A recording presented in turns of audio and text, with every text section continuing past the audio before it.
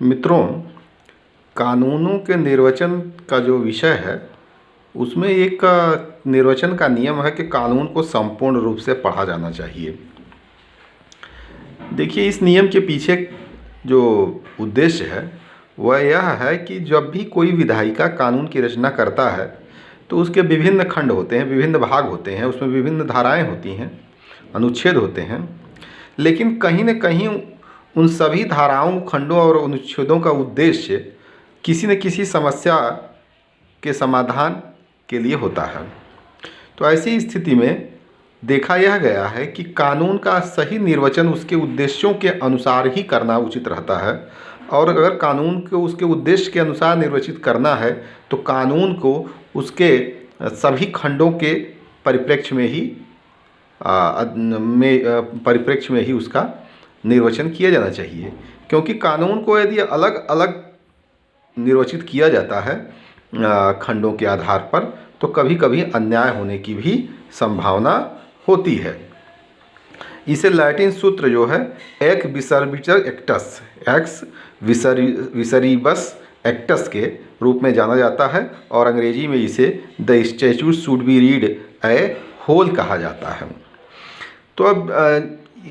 कभी कभी देखने से लगता है कि कानून भी एक प्रकार से एक फिल्म की तरह होता है, एक पिक्चर की तरह होता है, जहाँ जिस प्रकार से कोई फिल्म देखने से आप उसके फिल्म के कैसी फिल्म है इसकी गणना आप तभी कर सकते हैं जब पूरी फिल्म को एक बार देखा जाए। इस संबंध में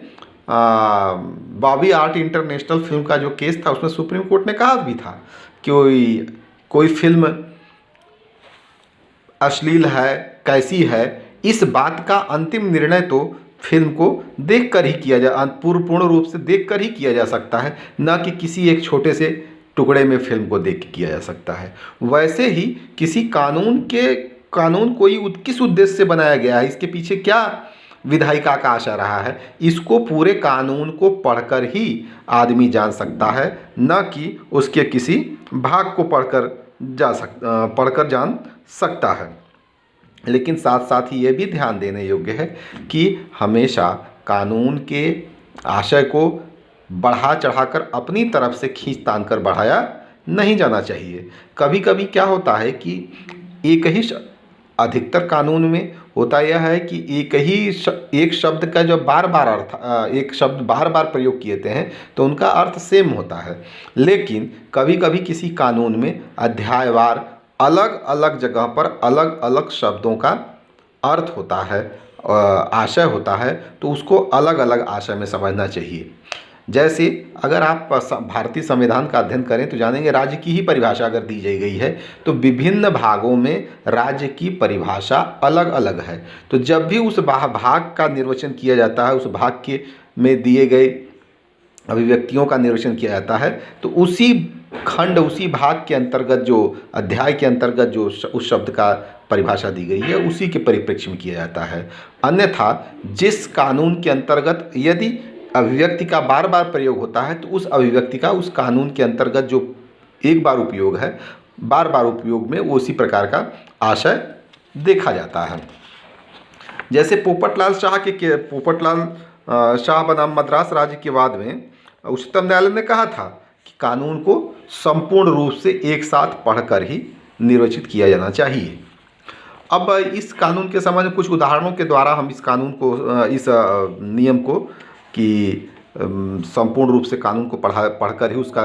निर्वचन किया जाना चाहिए, समझना चाहिए। इसके लिए हम लोग कुछ केसेस के उदाहरणों को देखेंगे। जैसे रामनारायण बनाम उत्तर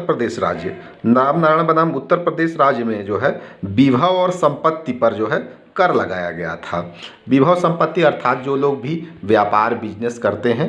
तो उसमें यह था कि शहर में रहने वाले लोगों के ऊपर यह कर निर्धारित किया गया था। लेकिन इसमें याचिका का नाम था कि मैं व्यापार वृत्ति जो भी मेरी है वह मैं शहर में करता हूं, लेकिन मैं शहर की सीमा के अंदर निवास नहीं करता हूं। लेकिन न्यायालय ने कहा कि नहीं, यहाँ पूरा कानून पढ़ने से ऐसा लगता है कि किसी व्यक्ति का व्यापार वाणिज्य करना ही पर्याप्त है, उसके ऊपर शहर के अंदर करना ही पर्याप्त है उसके ऊपर कर लगाने के लिए। कोई ज़रूरी नहीं है कि आप वहाँ उसका निवास ही हो। उसी प्रकार से न्यूज़पेपर्स लिमिटेड बनाम औद्योगिक अभिकरण के बाद में एक कर्मचारी को कंपनी उसके उद्योग के द्वारा निकाल दिया गया था। उसके बाद जो कर्मचारी यूनियन होता है उसने उस उस कर्मचारी के तरफ से जो औद्योगिक विवाद अधिनियम के अंतर्गत कार्यवाही प्रारंभ की अधिकरण के सामने। तो इसमें अंततः निर्णय ये लिया गया न्यायालय के द्वारा कि औद्योगिक विवाद अधिनियम हमेशा कर्मचारी और उद्योग का जो नियोजक है उसके बीच के विवाद के लिए लागू होता है। और यहाँ पर जिस कर्मचारी को उद्योग से निकाल दिया गया है, अब वह उद्योग का कर्मचारी नहीं रह गया है। तो यदि वह उद्योग का कर्मचारी नहीं रह गया है तो यह औद्योगिक विवाद के अंतर्गत कोई भी जो मजदूर यूनियन है उसके विवाद को आगे नहीं बढ़ा सकता और ऐसे किसी भी कर्मचारी का विवाद औद्योगिक विवाद अधिकरण के अंतर्गत नहीं चल पाएगा। इसी प्रकार से एक बात था जिसमें गुरमेश सिंह बनाम प्रताप सिंह के बाद में लोक प्रतिनिधित्व अधिनियम 1951 की धारा 123(7) के निर्वचन का प्रश्न था। इसमें क्या था कि कुछ मुखिया लंबरदार जैसे सरपंच इत्यादि होते हैं उन्हें चुनावों के दौरान जो है मतदान अभिकर्ता बनाया गया था, जबकि इस कानून के अंतर्गत किसी भी ग्राम पंचायत पदाधिकारी को जैसे लेखपाल इत्यादि की उसमें दो श्रेणियां बांट दी गई थी कि उन अधिकारियों को किसी भी प्रकार से चुनाव में वो लोग मदद नहीं कर सकते और इस प्रकार से अगर चुनाव प्रक्रिया में अगर वो कुछ सहायता करते हैं तो यह अवैध कार्य माना जाएगा। लेकिन संपूर्ण रूप से कानून को पढ़ने के बाद न्यायालय ने निर्णय दिया कि चुनाव के दृष्टि से अधिनियम के अंतर्गत अधिकारियों कर्मचारियों को दो श्रेणी में बांटा गया था। एक में श्रेणी में लेखपाल इत्यादि जैसे अधिकारी थे, दूसरी श्रेणी में दूसरे प्रकार के अधिकारी थे। लेकिन न्यायालय ने कहा कि यहाँ पर जो अधिनियम को संपूर्ण रूप से पढ़ने से ऐसा लगता है, ऐसा प्रतीत है, स्पष्ट है कि चुनाव अभिकर्ता या चुनाव में मदद का जो नियम है कि वो नहीं कर सकेंगे अधिकारी कर्मचारी, वो इन दो प्रकार के जो अधिकारी कर्मचारी बांटे गए हैं इन दोनों प्रकार के अधिकारियों पर यह लागू होता है। जबकि मुखिया नंबरदार इत्यादि जैसे हैं वह इन किसी भी प्रकार के अधिकारियों की श्रेणी में नहीं आते हैं। तो जब वो अधिकारियों की इस कानून के अंतर्गत जो अधिकारियों की श्रेणी बनाई गई उसमें अधिकारियों की श्रेणी में आते ही नहीं हैं, तो इस प्रकार इस जो मतदान अभिकर्ता बनने का जो प्रतिबंध है लगाया गया है कि नहीं बन सकते, यह उन ऐसे लंबरदारों पर और जो मुखिया हैं उन पर लागू नहीं होता है। और वह अगर इस किसी भी प्रकार का चुनाव अभिकर्ता बनते हैं तो चुनाव को अवैध नहीं कहा जा सकता, क्योंकि वह अधिकारियों की श्रेणी में आते नहीं हैं और अधिकारियों की श्रेणी में न आने की वजह से यह जो नियम प्रतिबंध है किसी भी प्रकार के चुनाव में मदद न करने का, यह उन पर लागू नहीं होता है। इसी प्रकार से एक एम पेंटैया बनाम बीरा मलप्पा के बाद में हैदराबाद नगर पालिका नगर समिति अधिनियम 1951 को निरसित करके जो है एक दूसरा अधिनियम 1956 जो है ले आया गया, उसको लागू किया गया। लेकिन 1956 के अधिनियम में यह व्यवस्था कर दी गई थी कि जो 1951 के अधिनियम में के अंतर्गत जो चुनाव जो अधिकारी कर्मचारी आए थे वह